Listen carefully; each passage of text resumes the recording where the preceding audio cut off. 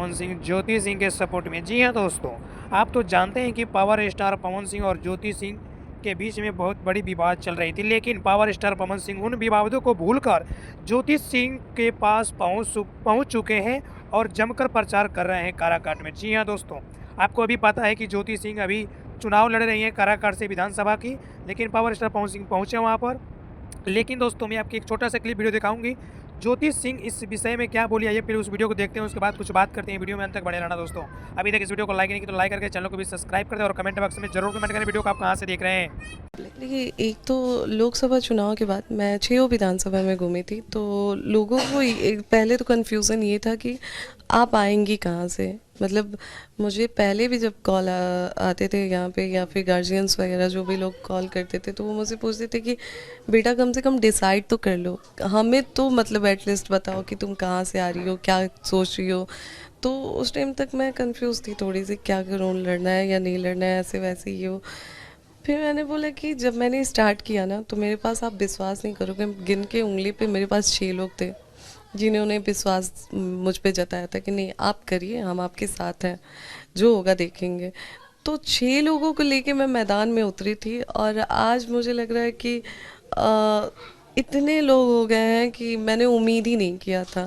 तो बिल्कुल प्यार और समर्थन तो मिल रहा है, और बाकी मुझे अपने मेहनत पे विश्वास है। और बाकी देखिए, 6 से इतने लोगों को मैंने जोड़ा है, तो कहीं ना कहीं यहाँ की बेटी, यहाँ की बहू नहीं होते हुए भी यहाँ की बेटी और बहू बन चुकी हूँ, और लोगों का पूरा समर्थन मिल रहा है।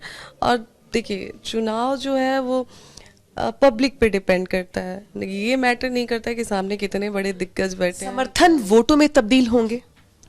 बिल्कुल मुझे उम्मीद है, क्योंकि देखिए बात हो गई है कि एक मैं ऐसे भी जाती हूँ तो मैं बोलती हूँ कि बात मेरे मान सम्मान की है।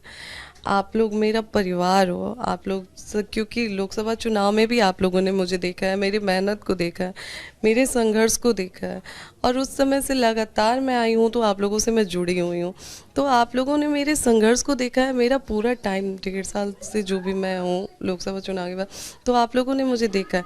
और मुझे पूरा विश्वास है अपने कारागार के परिवार पे कि इन्होंने, क्योंकि मेरी मेहनत, मेरा लगन और मेरा निस्वार्थ प्यार देखा है, तो मुझे पूर्ण विश्वास है कि कारागार की जनता मेरा पूरा साथ देगी। लखनऊ में जो इंसिडेंट हुआ, जो भी कुछ हुआ, अब जब गई थी उनसे मिलने के लिए, बातचीत करने के लिए, फिर पवन जी ने प्रेस कॉन्फ्रेंस की, अब लोगों के मन में बहुत सारे सवाल थे कि ऐसा क्यों हुआ, अरे उन्होंने ऐसा क्यों किया, अरे आप मिलने ऐसे कैसे चली गई।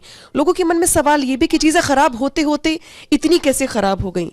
इस पर मैं ज़रूर चाहूँगी कि आप जवाब दें, चुनाव के वक्त की आखिर इतना बिगड़ा क्यों, और अब इस स्वरूप में आप आगे आई हैं, वोट मांग रही हैं, समर्थन मांग रही हैं, इसके पीछे का बैकग्राउंड क्या है? देखिए, हुआ असल में, मैंने बहुत टाइम तक अवॉइड किया चीज़ों को। मैं नहीं चाहती थी कि जो हुआ वो हो।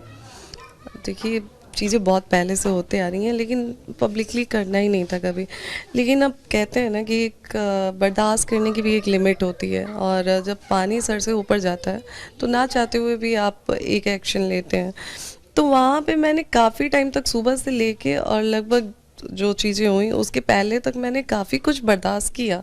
लेकिन फिर जब मुझे लगा कि नहीं, अब बहुत हो रहा है, मैं बात ही करने तो आई हूँ आपसे, कर लेते हैं आप बात हमसे।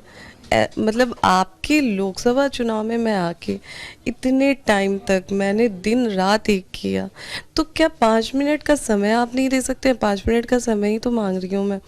तो मैं, वो सारी चीज़ें हुई। और इन 1.5 सालों में लोकसभा चुनाव में जब आप खुशी खुशी चुनाव प्रचार कर रही थी, हमने देखा है, हमने आपके इंटरव्यूज भी किए, हमने देखा तस्वीरें आपकी, खुशी खुशी आपने चुनाव प्रचार किया।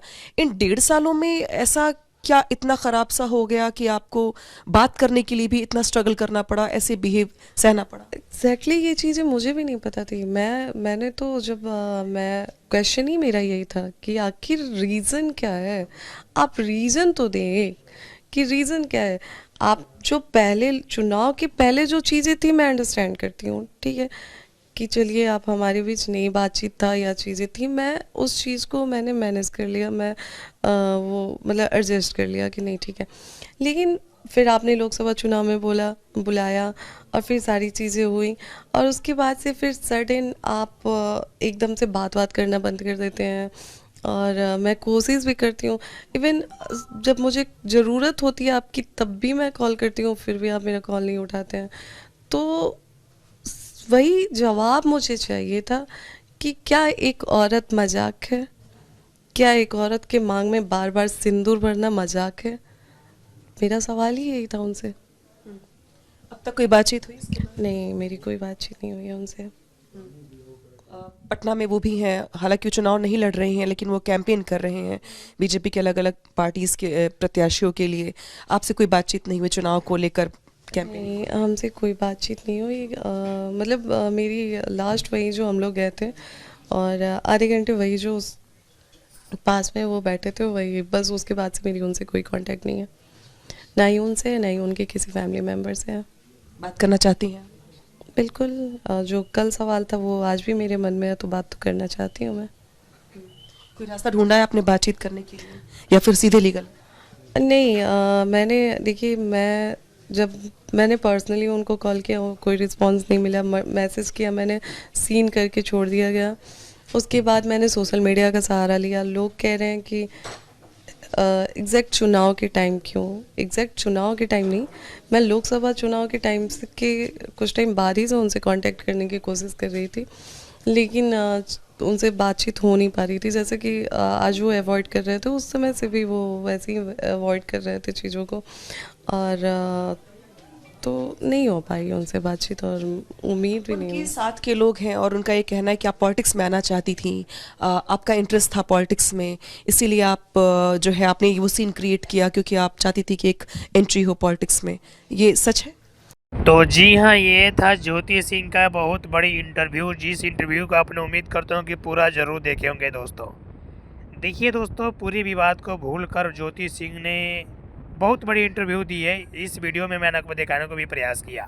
मिलते हैं आप सभी के साथ नेक्स्ट अगले वीडियो में और अगले टॉपिक के साथ दोस्तों। आपके मन में कोई ऐसा सवाल होगा तो कमेंट बॉक्स में ज़रूर कमेंट कीजिएगा दोस्तों। तब तक आप सभी को भोजपुरिया समाज को जय हिंद और जय भारत दोस्तों। मिलते हैं नेक्स्ट अगली वीडियो में, ठीक है ना।